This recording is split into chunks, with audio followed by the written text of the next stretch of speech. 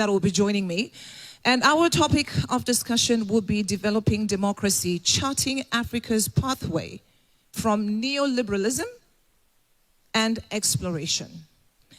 And as I introduce my panelists, I'm sure you're going to really like this one. It's absolutely a high-level panel discussion. Help me welcome Her Excellency, Dr. Arikana Chihombori-Quao, former African Union Ambassador to the United States.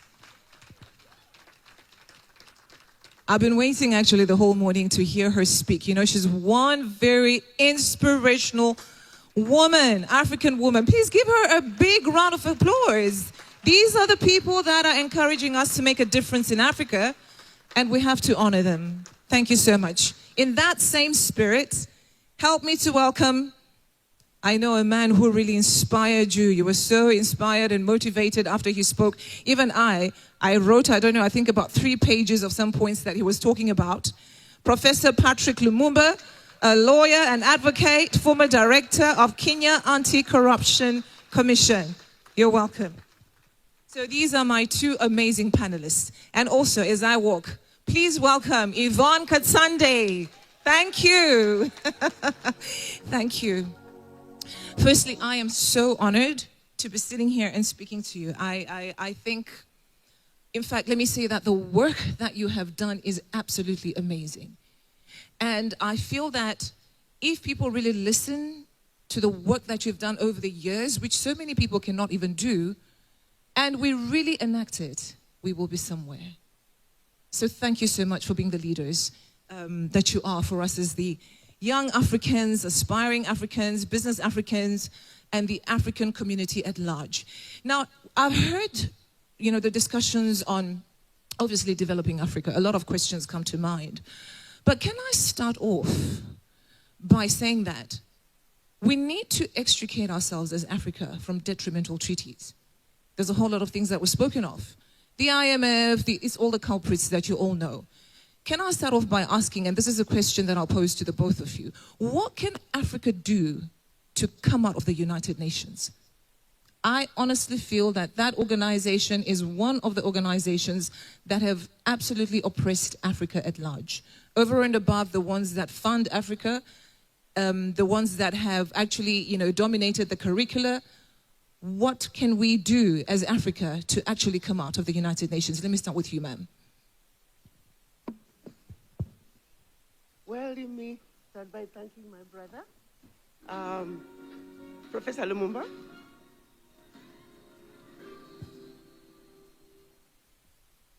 For the wonderful presentation this morning. Truly appreciate it. Also want to thank... Sorry, can I just ask, we have music playing. Is it maybe the sound that needs to be fixed?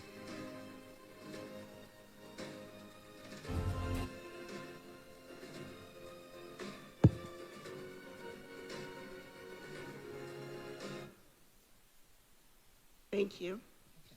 Also wanted to thank Prime Minister, former Prime Minister of Kenya, for his words of wisdom. To get back to your question, do we need to be members of the United Nations? Do African nations need to be members of the United Nations? The answer is a resounding H to the no. Why is that? You must understand why United Nations was created.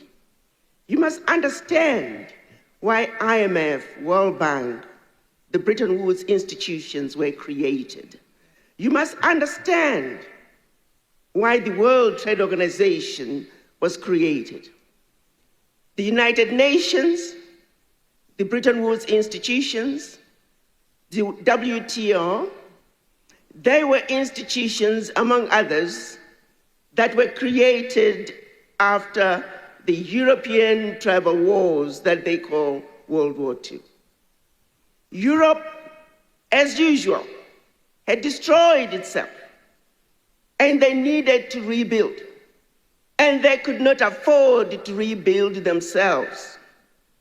So it is in 3 weeks a few countries came together and created what we now know as World Bank and IMF as a way of figuring out how to steal from developing nations, majority being Africans, in order to fund Europe.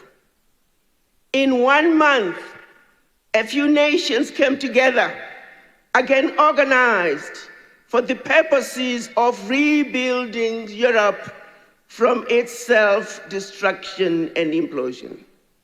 So it is in 4 weeks, a few nations came up with what we know as the United Nations. That was in 1945.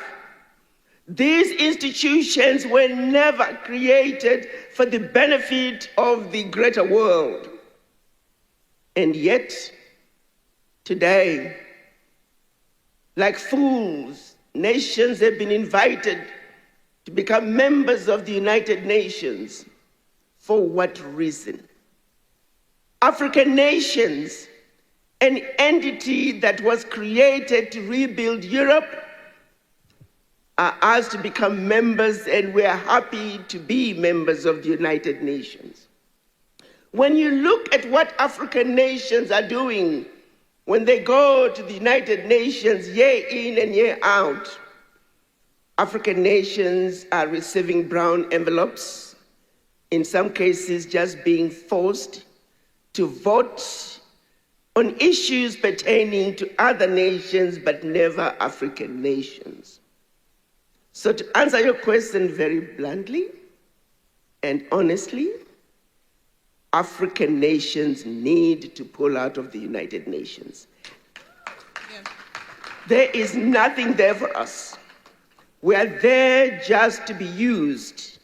We are there for them to say, when they go to the world stage, where Africans present, check. Beyond a check mark, there's nothing else for us. I would hope that one day African leaders can take a position. If you look at when they were wanting us to be represented at the UN Security Council, we want you Africans to come and be part of the UN Security Council. But like a little boy, come into the room, and by the way, there's a small boy chair for you there. Sit there and be quiet. You go back again the next year, you go back again, and I'm asking myself, is it because you don't see that that's a small boy chair? And then what about the advisors of the so-called leaders that go there? What are they advising? It's really not rocket science, if the truth be told. So you begin to ask, is there maybe perhaps a document of some sort that the members have signed that doesn't allow them to easily move out of the United Nations? Thank you very much. Thank you very much. Maybe we could try the other one? Yes. Thank you very much. Let me start by agreeing with my sister that this institution, when it was created in 1945, all African countries, excluding Liberia and Ethiopia, were still under colonial rule. So it was created without us. The architecture is against us. That is why you have the permanent members, and the vote of any of those members can veto all other votes. And there is no provision in any of the documents of the UN, whether the Charter or the Universal Declaration of Human Rights, that says we cannot leave. The reason why we don't leave is because we are disunited.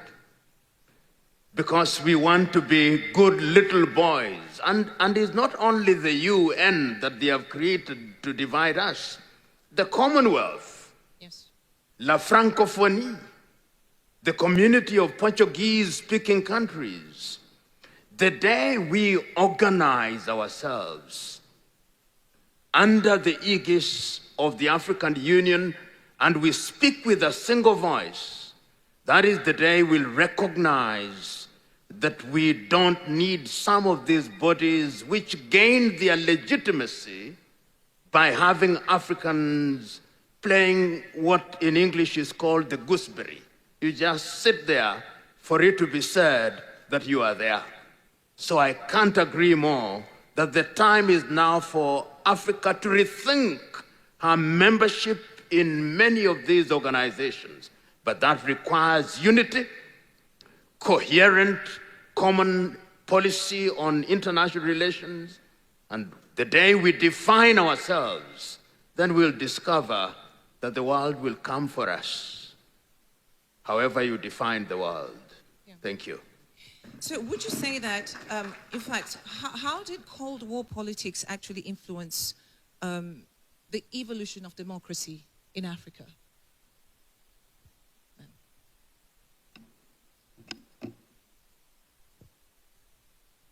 Like our conversations earlier, what is democracy in Africa?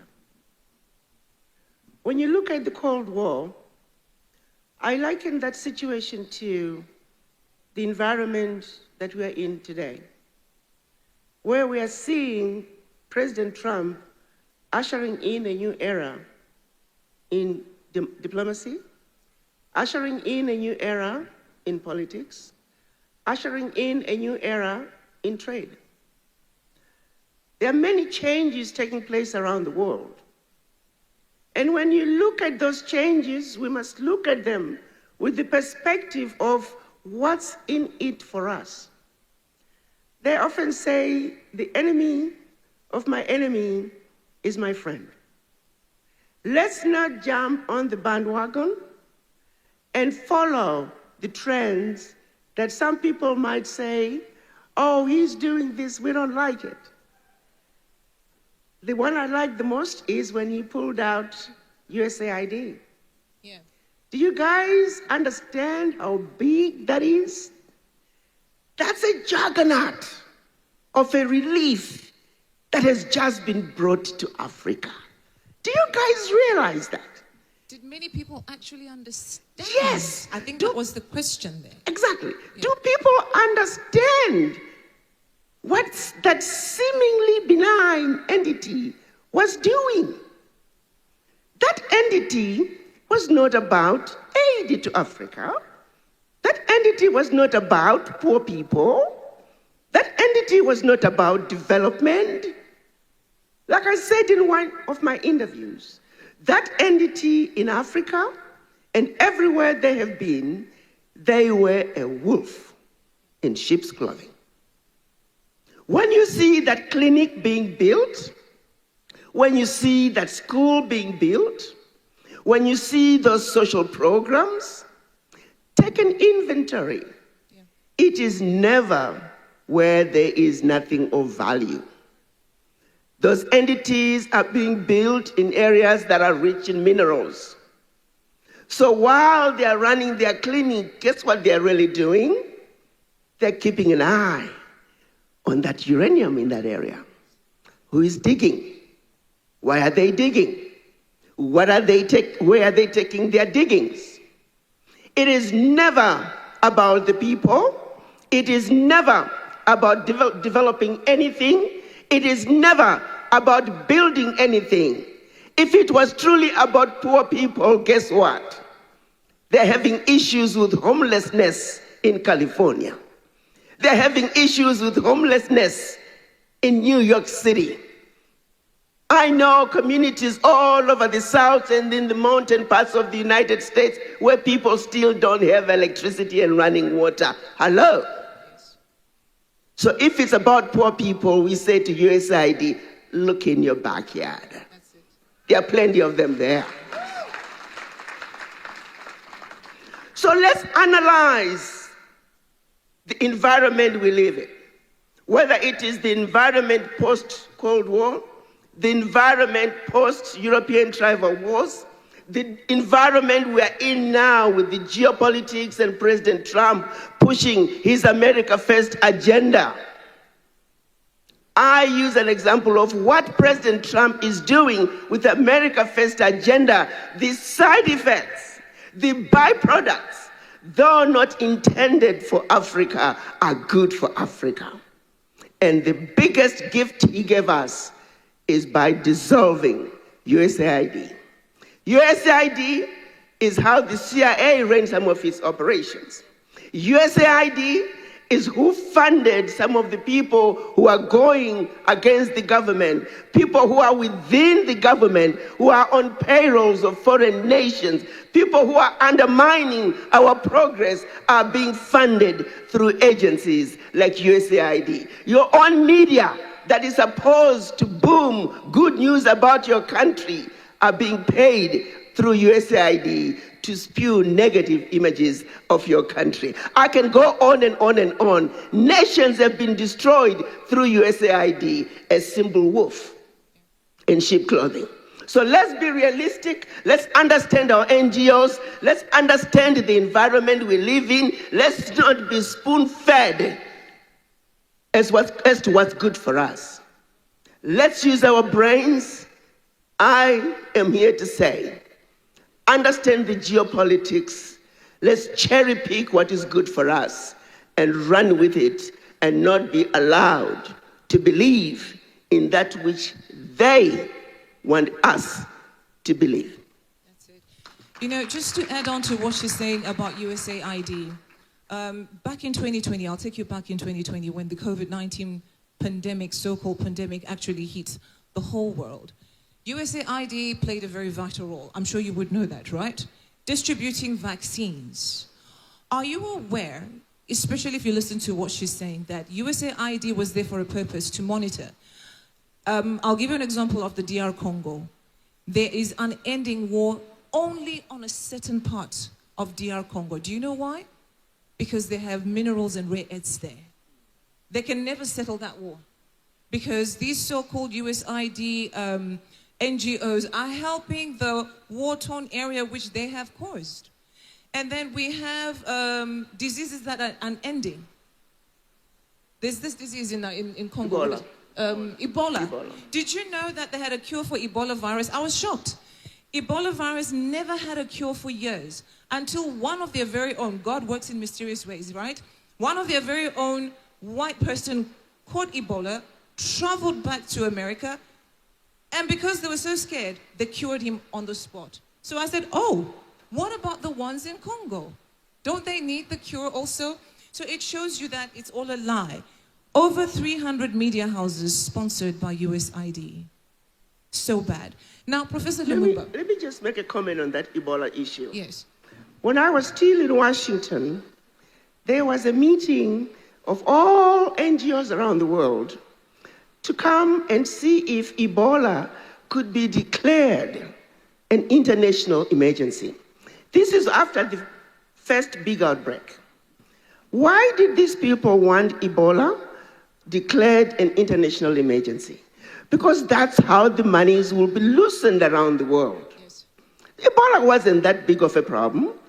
Now, just like COVID. Now, just like COVID. Yeah. Now, this is just me and a few others talking, so don't take it as gospel. But we feel that somewhere intentionally infecting people in that region so they can increase the count to justify that the numbers are increasing. They wanted Ebola declared an international emergency in DRC when it wasn't. And guess what? They got what they wanted. Guess what followed? A lot of NGOs, they left Africa, caught, oh yeah, let's all run to DRC. That's where the money is, because Ebola was declared an international emergency. It's a money-making business for them, using Africans. So we need to be acutely aware of these wolves that are coming to Africa. We do not need any of them. Let them get out of Africa. Let us sink and swim. Absolutely. This is our Africa, our way. That's it.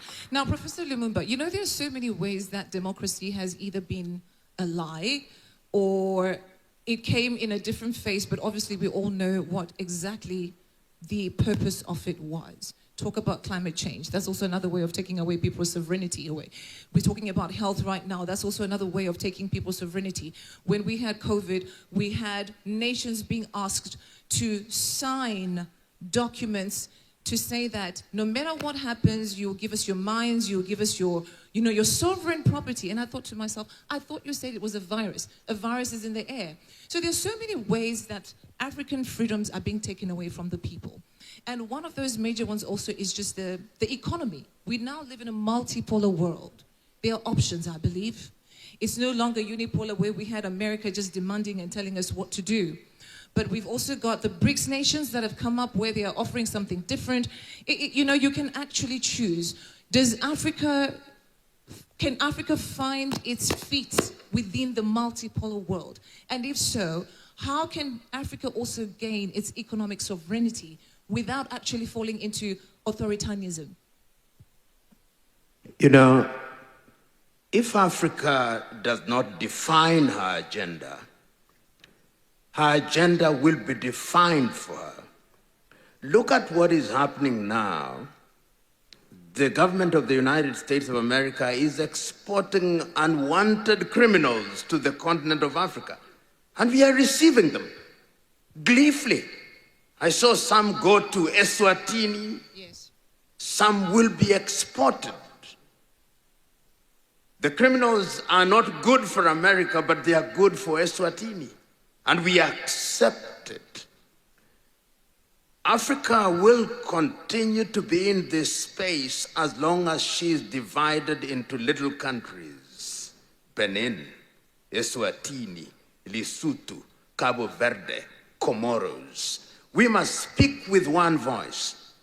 One would have thought that one of the ways in which Africa would do this was initially through the regional economic communities. 14 ECOWAS countries, 14 SADC countries, 8 East African Community. We thought that that would then lead to the African Union, so that when you want to talk to Africa, you talk to Africa in Addis Ababa. And the good doctor said it. Can you imagine that little Qatar calls all African leaders, and they go by private jet? And they go to Qatar in Doha, which is smaller than Lagos. The whole of Qatar is smaller than Lagos. To sign a peace deal. To even beyond that, to listen as to how they can have investment in the continent of Africa. But I always say that international relations is the law of the jungle. We must hunt in packs. Wolves hunt in packs. So it is our duty as the continent of Africa to define what we want. If we met in Addis Ababa, the 54 plus countries, and said, from this day henceforth, if you want to deal with us from an economic standpoint, speak to us in Addis Ababa. If you want to know our foreign policy, speak to us. If you want military collaboration, speak to us. If you want all this, speak to us. Professor, can I come in please? There? You spoke about the AU earlier on, and I really understood what you were talking about, because I also attend the African Union Summit every year. 3 different years I was there. They had very interesting topics. One of them being decolonizing the curricula. Yes. The other, an education fit for an African. I think it was something like that.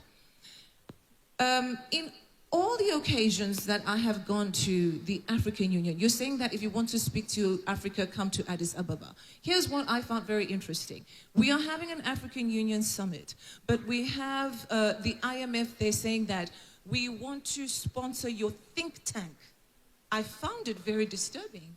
So I asked a question, I said, which organization are you from? The IMF. What are you even doing at the African Union in the first place? And then you are here, you're saying you want to sponsor a think tank, not in one country, on the African continent. What nonsense is that? Because we don't have heads to form a think tank. Another thing that was also interesting was that they say that we want to improve the curricula. Listen to this. The theme for that year was decolonizing the curricula and an education fit for an African. We had an American institute that said that they wanted to improve the African curriculum. I thought that was amazing. Let me tell you, my sister, and I'll give you this analogy. So in actual fact, let me just answer. Yeah. My question then becomes, the African leaders themselves, do they even understand really what they are doing? I think I would love to have had even the House Speaker. There was a gentleman who asked a question, how old was the other leader when he should have been here to answer that question? Let me also add to that. When we went to I remember one summit, this was in Niger. When we were registering, I just get naughty sometimes. I just go into places I'm not expected to go. But I noticed the room we were registering, they were mostly white people. And I said, wait a minute. Here we are, they're also using facial recognition registration. So I said, I need to find out who these white people are. So I just was acting foolish and cracking jokes. And I sat next to one white man. So what are you doing? And the man had a personal cell phone. He's taking pictures of everybody who's getting their IDs. It turned out this was a French company that was hired to register Africa's best, Africa's leaders, let me say. And collect the data. And they're collecting the data, including facial recognition. Wow. At the African Union Summit. Why? Couldn't we found an African company that could do this? But all our data, and oh, by the way, who owns that company? The wife of one of the former presidents of France. I rest my case. Okay, Professor, let me as I answer that question, let me say how happy I am that in this conference I don't have a banner of Western organizations that have sponsored this conference. And I think that deserves a big round of applause. And I say that because this is how it begins. It begins this way. And when we make the decision, and allow me this analogy, which I've used elsewhere, that if the sheep knew that is the shepherd who will be eating them one by one, they would rebel against the shepherd, not the wolves. So that when he is chasing the wolves away, it is not for your benefit, it's for fattening you for another day.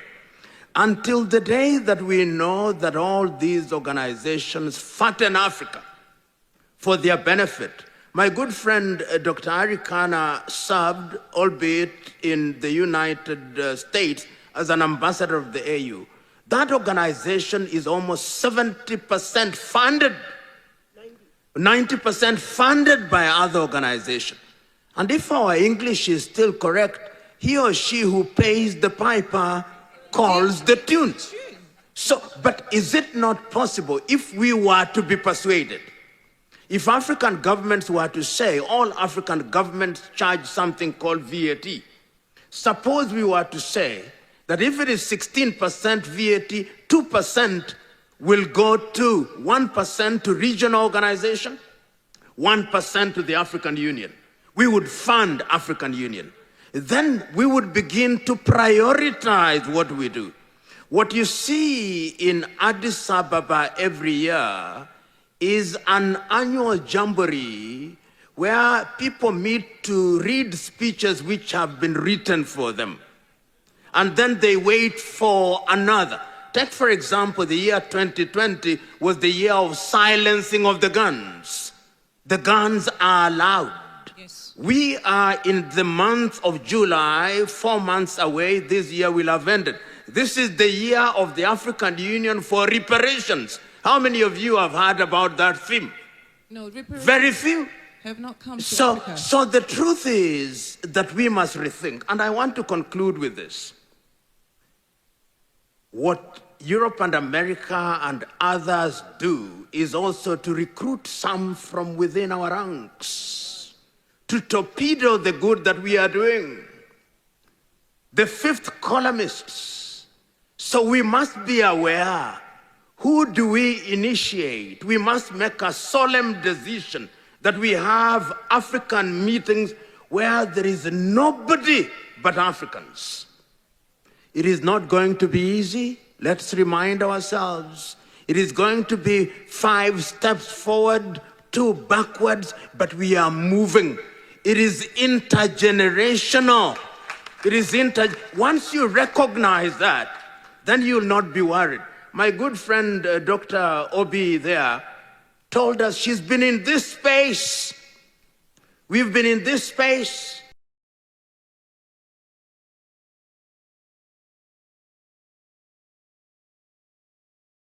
The good doctor there have been in this space.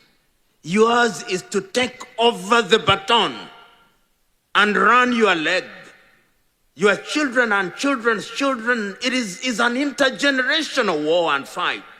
Yeah. But it must be fought and it must be won. And I conclude by saying, when I see us, how did we get to know each other? How did I get to know all this? We are discovering ourselves.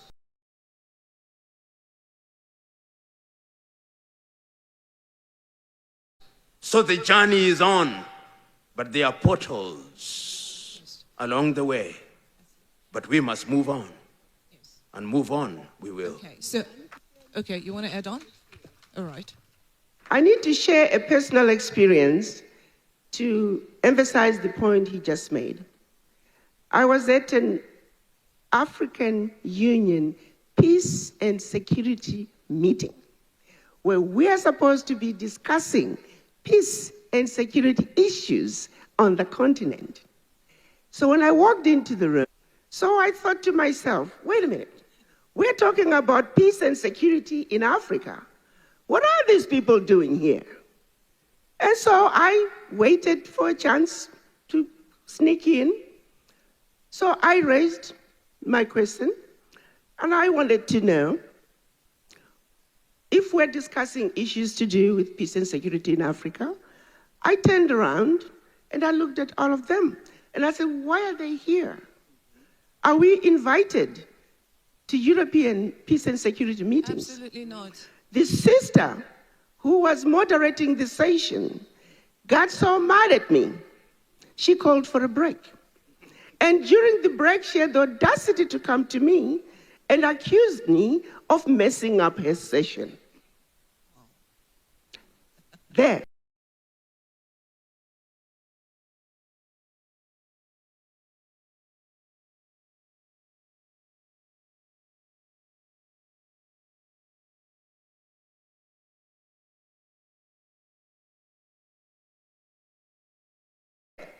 Lies our problem. And the sister happened to be working for the United Nations as a country representative in Kenya. Thank you. The fact that we are waking up to this is also important. Now, I'm just going to do one last round of questions to my panelists.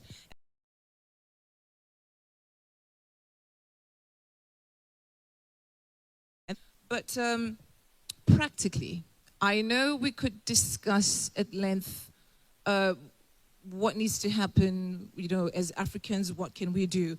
I think a call to action. For us to actually practicalize what is going on right now, can I ask this? The leaders that we have within the African continent, I heard one of the speakers saying that we have leaders that don't want to even cede power. They have been there for years as though we don't have other young people that we can trade. Would you say that these leaders are a problem? And if so, how are we going to deal with it? Because it comes to the question of how have the so-called democratic elections actually have affected the democracy of Africa at large? That's question one. And then question two, either of you can answer any of it, is that as we have discussed this and we have spoken about it, do we need at all to have a legal binding constitution of some sort, or can we re-amend existing constitutions legally to help Africa move forward?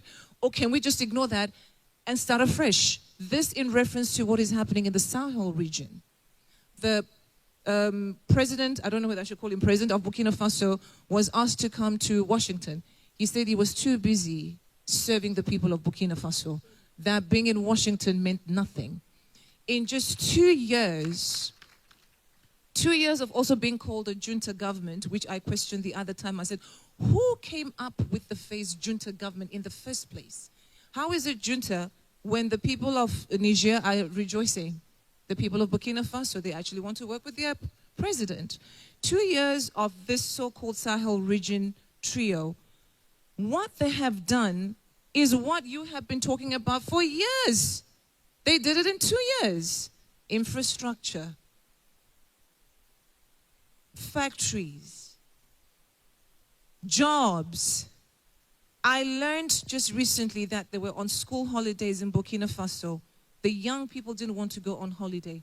They went to paint and clean streets in support of their leader. So that's why I was saying that. Does it take rocket science for us to change it? You said something very profound, Professor, that the African Union has literally become a talk shop. Sometimes it's very annoying. Honestly, I attend all the time. I'm asking the same questions every year. There are no answers. And these are policymakers of an African Union. Now, we need to practicalize this. Which way forward from here? How do we deal with these so-called leaders and electoral systems? I'm not saying that everybody then should become a so-called coup government. Absolutely not. But I'm saying, how do we serve the people in practicality? Thank you. Let me start with let me repeat, and I'll say this, and I'll say it repeatedly. That is a toothless bulldog. And until this dog is given teeth, it will continue to be a toothless bulldog. Some of you may not realize, African Union doesn't have sovereignty. Membership in the African Union is optional. Any leader can walk out at any time, no consequences. African Union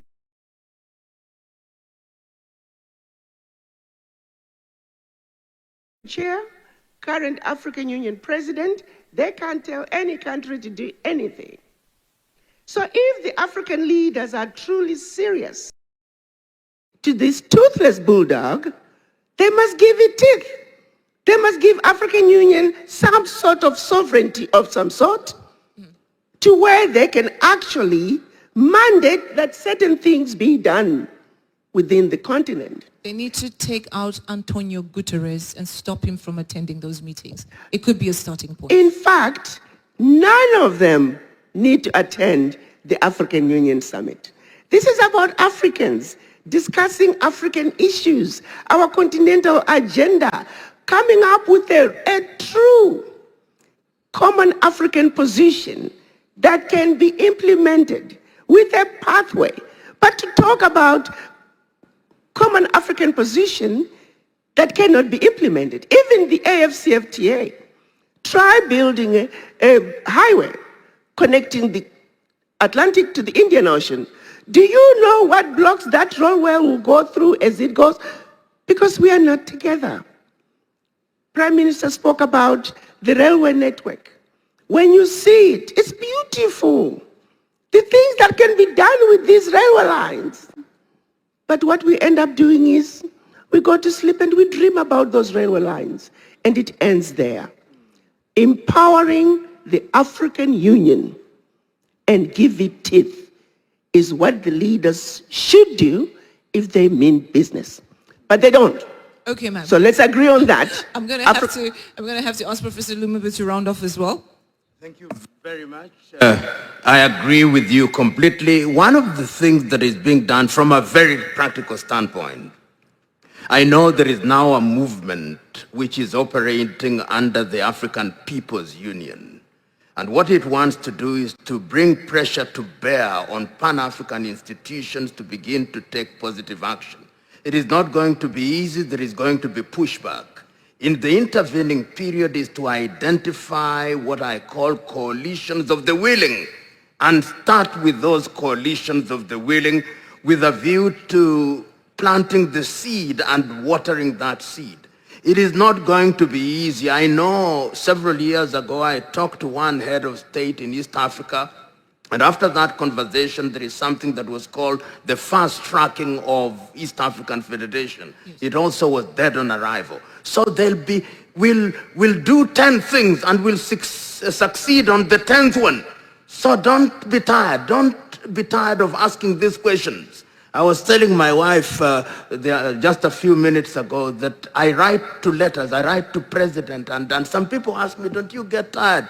And I said, I consider myself to be like Paul in the Bible. Did you see the reply of the Galatians to Paul? Yes. There isn't. So I keep on writing, because that is the role that I play. And when you look at it from that point, you never tire. Of course, as my good friend Madame Obi said, sometimes you feel that it is not worth it. That is when you re-energize yourself. That is when I send Arikana a message. That is when she sends me a message. That is when I send Okorie a message and others within the room. It can't be done. Thank you. Maybe just one question. Yes. Yes, let's hear the solution. Solutions is what we're looking for, right? Well, since we have this juggernaut, useless, toothless bulldog that is called the African Union, guess what, guys? We have the Sahel nations. Why can't we start that which we desire to see? A single currency, a single military, a network of railways. Let's take all those things that are in the African Union agenda that cannot be implemented because they are documents sitting in a drawer. Let's implement them in the Sahel nation. We start with 3 African nations. Before you know it, we have a United States of Africa. Yay, wonderful. One question, I think. Am I allowed 1 or 2 questions? 2 questions. So we do male and female, right? Okay, please can we have the roving mic go around? We've got hands here, we've got hands here. Wow, this is very interesting. We've got a lady here, we've got another lady here. So can we maybe start with this one? In the front row. Sorry, sir. In the front row, yeah, you can go. And then we have, wow, we have this gentleman here in the hat. Thank you very much, Your Excellencies. I am so delighted to be in this hall today. And I will be doing myself a disservice to live here without speaking. I want to first of all appreciate this hall. All my life I have worked in the civil society space. I came from Plateau State, where my son, Ambassador Chris, resides. And we have never, ever had a meeting in a room without the white color. And today is the first day. Please, can we give ourselves a round of applause? That is to show that the voices of people like Professor Lumumba, whom I appreciate daily in my life, and I have the privilege of meeting him today, is not in vain. It means that we have a pool of African young people whom we have worked with and told that the time is now for you to occupy the space. You are ready to do that. Not minding the answer saga that wanted to stop you. I want on that note to say that we are really talking and talking. I was in African Union building and I was very glad. And I say, oh, this is the first time that my continent is doing a great thing by building a magnificent building for Africa. And somebody said, Justina, stop. Built by the Chinese. This building was not given by Africans. It was donated to us by Chinese. Yeah. That means what Her Royal Highness and the Prof has said. I saw myself that we don't have secrets. They instituted every cable in that building. Yes. It means that every discussions that goes on, despite the fact that the half of the houses, the half of the building are whites. Every of our communications, there are gadgets there that gets back to every part of the world. Who has done this to us? Who has bewitched Africa? How do we move from this step to another step? How do we reclaim our continent? I was in Niger. I'm doing a project in Niger since after the coup d'etat, just to make sure, just like my mentor, Mrs. Enobi, said, our women all over the world, wherever we go, women are represented. And we wanted to make sure that women are fine. And at the airport, I was arrested. And I was very happy. I told them that this is why I'm here. Because I am the womb of Africa. And as a womb of Africa, I will stand my feet to make sure that I raise my voice, that at the end of the day, no matter what our leaders have done, if our leaders, because they were telling me that our leaders in Nigeria did not support them, and I said I am not here to represent the voices of the leaders. I am here to represent the voices of the womb of Africa. Ma'am, can we And just because give you of that, 10 more seconds? Africa must stand firm. 10 more What seconds. am I trying to arrive at? Yes. I am trying to arrive at the point that except we do what Professor Lumumba have said, speaking in one voice, getting united, and I am very happy that the people of Sahel, which is Niger, Mali, and Burkina Faso, are saying, as far as they are concerned, democracy is about putting food in their table. And I want to say, except all the African leaders will speak with that one voice, we will sit here and start over again. Thank you very much for the opportunity. You. We have a gentleman there with a question. Thank you very much. I must be most grateful to the organizer, Ambassador Chris Iyama, for this opportunity, and members of panel. Thank you so much, Prof, for those insights, and Madam, for what you have shared. I get very challenged. Now, first and foremost, I work among the students. I'm a lecturer for students, and I'm inspired to cause a change among students, but we meet some structural challenges and some behavioral challenges. Now, I'm of the opinion, believing in the ideals of character, that if Africa must change and if Africa must go in the hands of young people. Okay, thank you. Apologies, sir. If Africa must be led by young people, there must be some evidence of strong character, you know, because of what we have suffered in the past. And like was rightly opined, some of the people who we, in quotes, accuse of this wrong leadership were once in their youth. And so I'm asking this question because of the changes that we need to make in our democracy and the inclusion of young people particularly.